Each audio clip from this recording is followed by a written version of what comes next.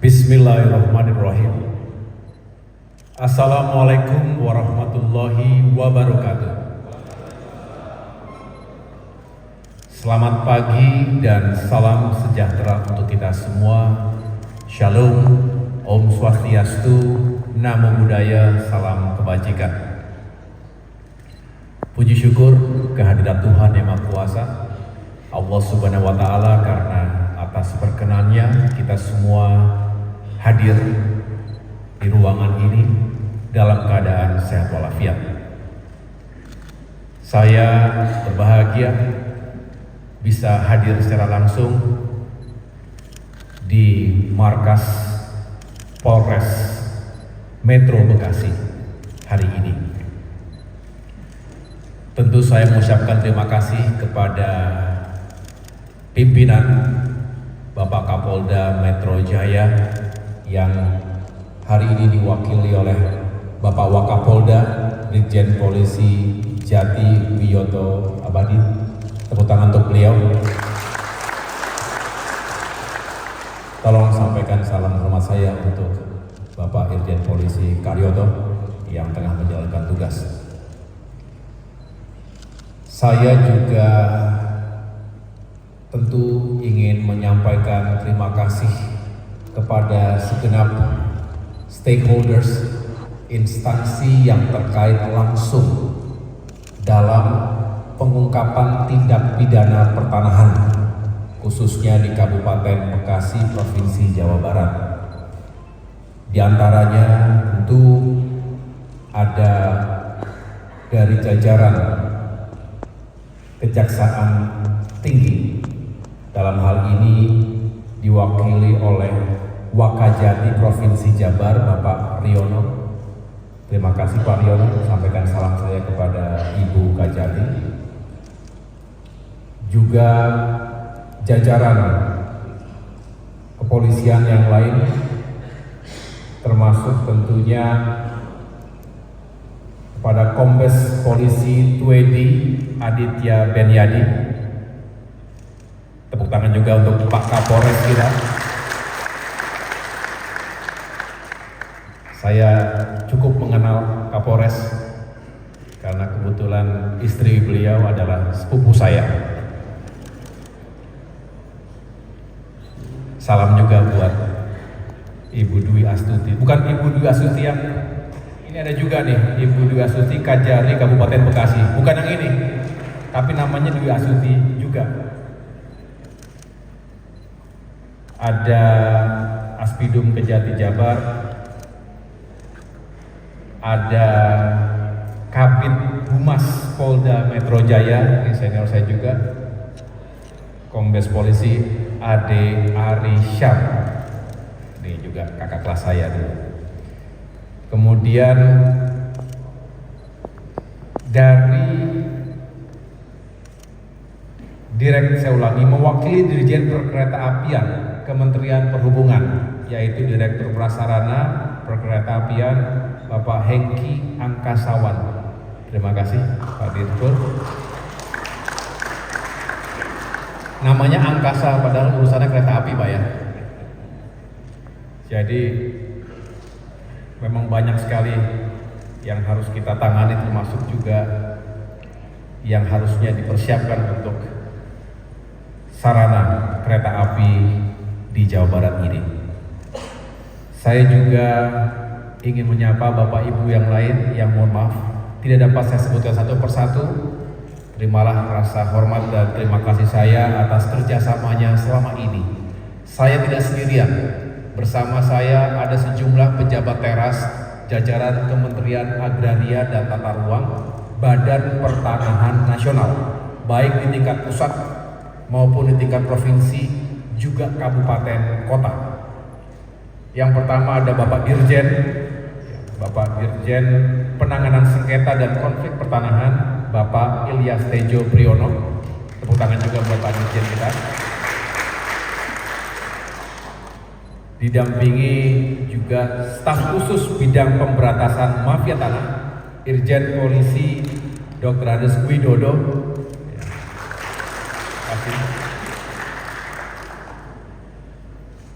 Dan Yang di sebelah kanan saya ini adalah Brigjen Polisi Arif Rahman, Kasatgas Anti Mafia Tanah, Kementerian ATR BPN.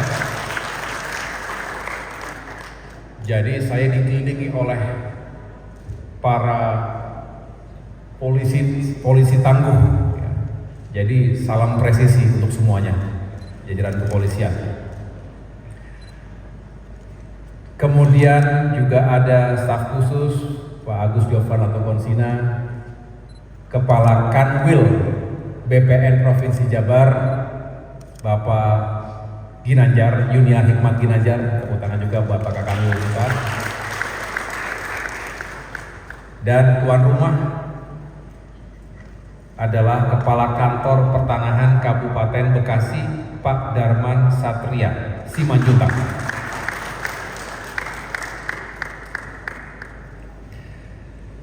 Sekali lagi terima kasih, saya senang bisa secara langsung mengungkap tindak kejahatan pertanahan ini. Bagi teman-teman media, ini bukan kali pertama saya berbicara langsung, menyapa secara langsung, karena sejak saya mengemban amanah, saya ingin benar-benar fokus untuk bisa memberantas, menggebuk mafia tanah di seluruh tanah air. Dan ini menjadi komitmen kita semua. Oleh karena itu, walaupun sekarang tanggal berapa nih? 15 Oktober. 5 hari lagi tanggal 20 Oktober.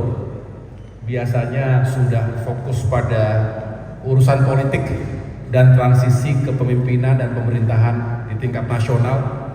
Tapi kehadiran kami dan kita semua di sini menunjukkan tugas pokok tetap nomor 1 dan kita lanjutkan gebuk mafia tanah.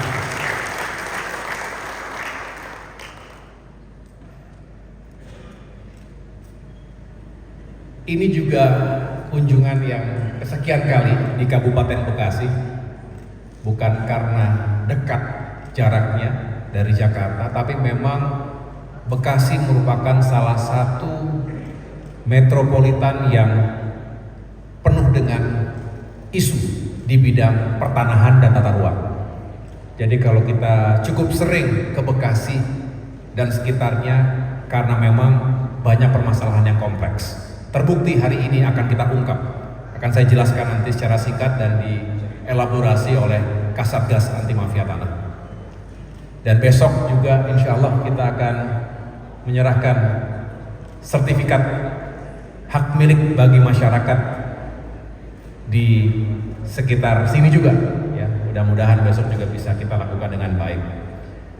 Bapak Ibu yang saya muliakan, tadi Bapak Wakapolda sudah mengingatkan kepada kita semua betapa pentingnya kita perlu melakukan kerjasama, joint forces antara Kementerian ATR BPN, jajaran kepolisian, dan jajaran kejaksaan, termasuk pemerintah daerah.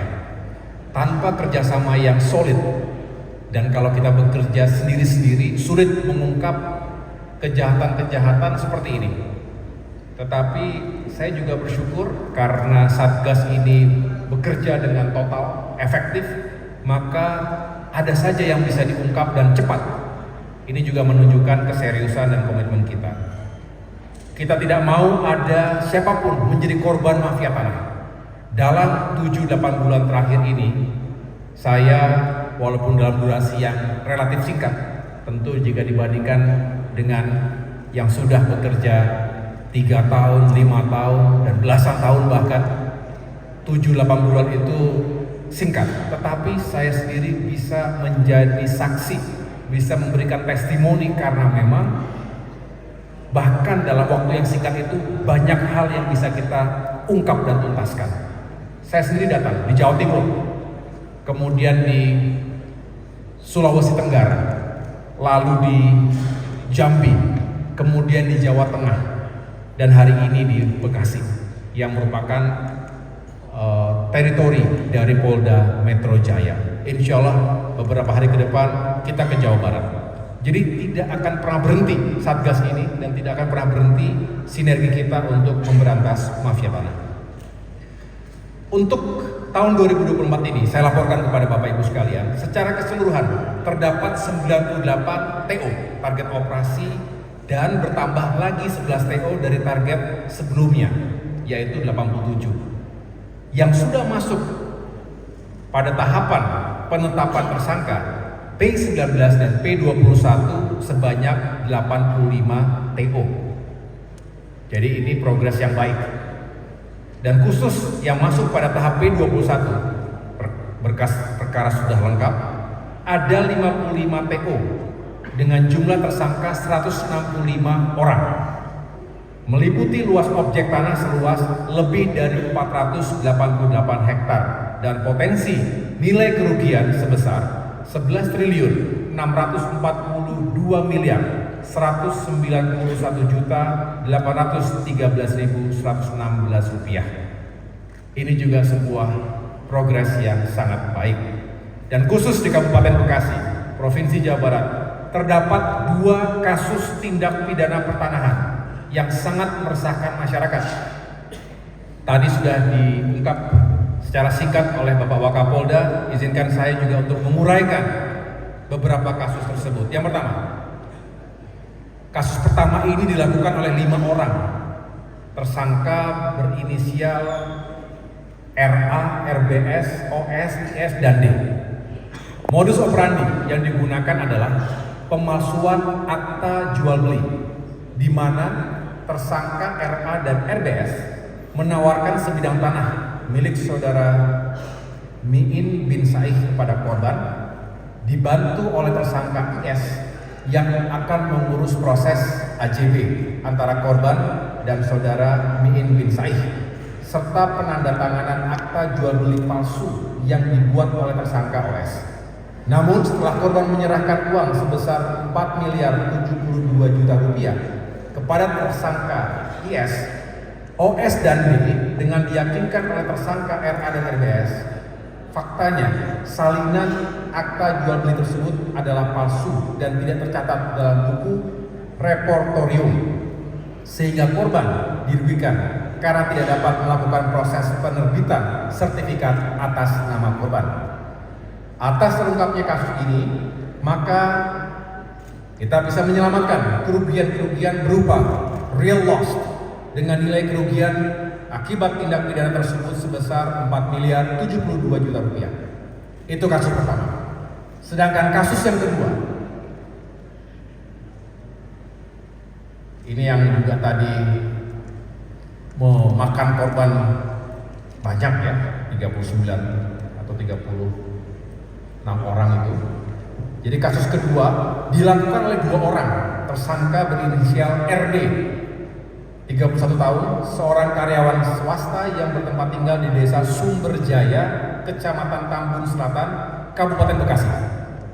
Dan PS, berusia 57 tahun, seorang karyawan swasta yang bertempat tinggal di Kelurahan Pejuang, Kecamatan Medan Satria, Kota Bekasi.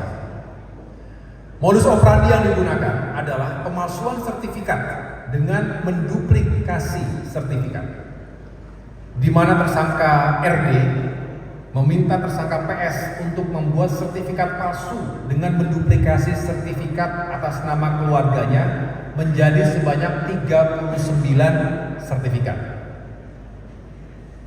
yaitu dengan melakukan perubahan pada atas nama pemegang hak, NIB, nomor hak sertifikat, dan nama pejabat. Setelah tersangka PS selesai membuat sertifikat, digunakan tersangka RD untuk menjadi jaminan hutang kepada para korban sebanyak 37 orang, sehingga tersangka mendapatkan keuntungan dari para korban yang membuat para korban melaporkan peristiwa tersebut. Nah, atas terungkapnya kasus ini, maka yang terselamatkan real loss atas laporan 37 korban tadi dan 39 sertifikat hak milik itu sekitar kurang lebih 3 miliar 900 juta rupiah. Sedangkan fiscal loss berdasarkan BPHTB dan PPH dihitung sebesar 1 miliar 608 juta 287.850 rupiah. Dan Ini juga yang besar, Bapak Ibu sekalian, yang sering luput dari pengamatan kita, masyarakat awam begitu ya, adalah potential loss. Saya ulangi, potential loss dari proyek Jalan Tol Cibitung, Cilincing sebesar 173 miliar 983 juta 602.410 rupiah. Dengan demikian total kerugian yang dapat diselamatkan pada kasus yang kedua ini adalah 179 miliar 491 juta 890.260 rupiah. Ini sekali lagi berasal dari real loss, fiscal loss, dan juga potential loss. Jadi dihitung secara cermat oleh Satgas, karena saya mengatakan kita harus benar-benar precise, karena setiap rupiah itu harus bisa kita selamatkan, karena rakyat yang menjadi korban, negara juga merugi. Kalau ini terus terjadi, maka kita sulit untuk melakukan pembangunan yang berkelanjutan, pembangunan yang bisa membawa peningkatan nilai ekonomi sekaligus keadilan bagi masyarakat kita. Total dari dua kasus tersebut, Bapak Ibu sekalian, adalah 183 miliar 563 juta 890.260 rupiah. Oleh karena itu, mari kita terus belajar dari kedua kasus tadi di Kabupaten Bekasi ini. Dengan demikian kita juga terus menekankan kepada segenap anggota masyarakat dimanapun berada, khususnya di Bekasi, bahwa yang pertama, bagi yang belum memiliki sertifikat tanah, tolong segera daftarkan tanah Bapak dan Ibu.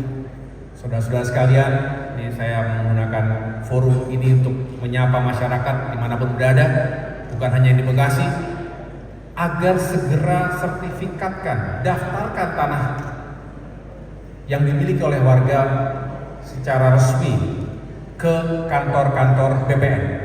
Kami ada di semua kabupaten kota seluruh Indonesia dan tentunya berharap dengan sertifikat yang sah, yang asli, ini bisa mencegah terjadinya penyerobotan dan perbuatan mafia tanah. Yang kedua, jika sudah memiliki sertifikat, jaga dengan baik, jangan sembarangan. Jangan sembarangan dititipkan, digunakan oleh orang yang tidak bertanggung jawab, walaupun kita anggap itu orang dekat kita. Banyak kasus yang melibatkan orang dalam, keluarga, asisten rumah tangga. Mohon maaf, ini terjadi di sana sini. Dan kalau kita tidak waspada, ini bisa merugikan masyarakat. Yang ketiga, kalau sudah punya sertifikat, juga jangan telantarkan tanah kita.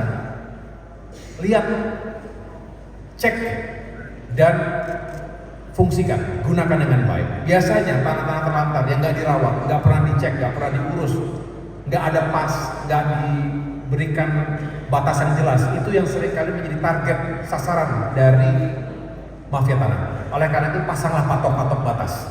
Visual itu juga penting. Ini untuk mencegah penguasaan penyerobotan dari pihak yang tidak bertanggung jawab.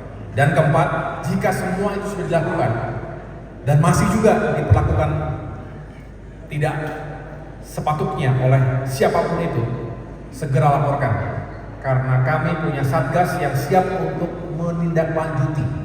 Kita membuka posko untuk menerima laporan-laporan dari masyarakat.